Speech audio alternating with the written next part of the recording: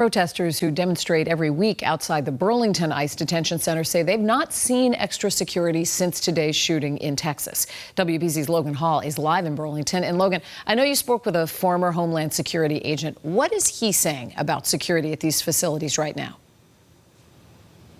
Yeah, Lisa, that's right. Good evening. I did have the chance to speak to a former Homeland Security agent. He tells me he wouldn't be surprised if this shooting leads to heightened security measures outside of ICE field offices across the nation, whether that's barriers outside of the front doors or an added security presence from law enforcement here on scene. He says he wouldn't be shocked to see a number of these measures put into place. However, here in Burlington, that weekly protest did take place today, and protesters that we talked to were able to get right up to the front of this building, and they tell us they didn't notice any new security measures following the shooting in Dallas.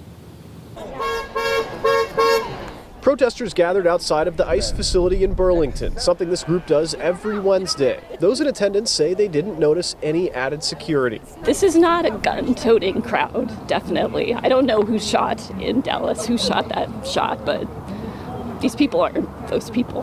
So I feel comfortable. I feel safe. Despite the shooting in Dallas, protesters in Burlington were just outside of the ICE facility with no additional barriers. Many say that these protests have been peaceful. We've got people from different faith communities. We've had elected officials. It's basically simply exercise of First Amendment rights on public rights of way.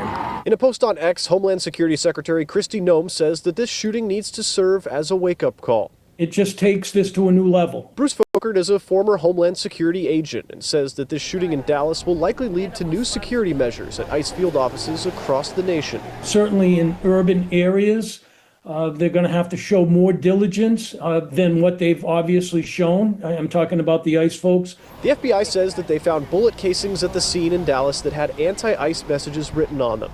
Folkert says that given the political climate, he wouldn't be surprised to see Burlington try to keep people away from their facility. I do believe that the Burlington facility, if they're not already thinking about it, they probably have a plan in place to make sure that the employees in that building and the people that they pick up and arrest are not, their lives are not put in danger. Now, what could these added security measures look like here in Burlington? The former Homeland Security agent that we talked to pointed to Chicago as what ICE agents may use as an example. He says that field office in Chicago has a barricade set up in the parking lot to keep the public away from the front door of those buildings. We'll have to keep our eyes posted here in Burlington to see if some of those similar measures are instituted. For now, reporting live in Burlington, Logan Hall, WBZ News. All right, Logan, thank you.